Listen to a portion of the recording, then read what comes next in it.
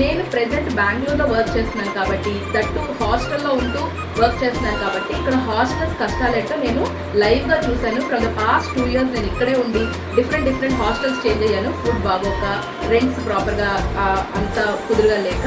Food విషయానికి వచ్చేసరికి college going students కానీ, మేబీ వర్కింగ్ ఉమెన్ కానీ, లేకపోతే జాబ్ కోసం ట్రై చేస్తున్నా ఎవరిని చూస్తున్నా కూడా ఫుడ్ ప్రాపర్గా లేదు, ఇంకేదైనా హోమ్ ఫుడ్ ఉంటే బాగుంటుంది, ప్రతిసారి ఇంటికి వెళ్ళి తెచ్చుకోవటం కొంచెం ప్రాబ్లంగా అవుతుందని రీజన్స్లో నేను చాలా చూశాను.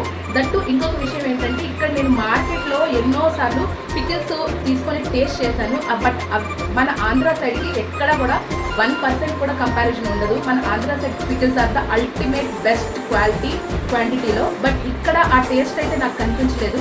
సో ఈ రీజన్స్ వల్ల నేనైతే ఇక్కడ నుంచి పికిల్ బిజినెస్ని స్టార్ట్ చేద్దామని అయితే షురూ చేస్తున్నాను అనమాట.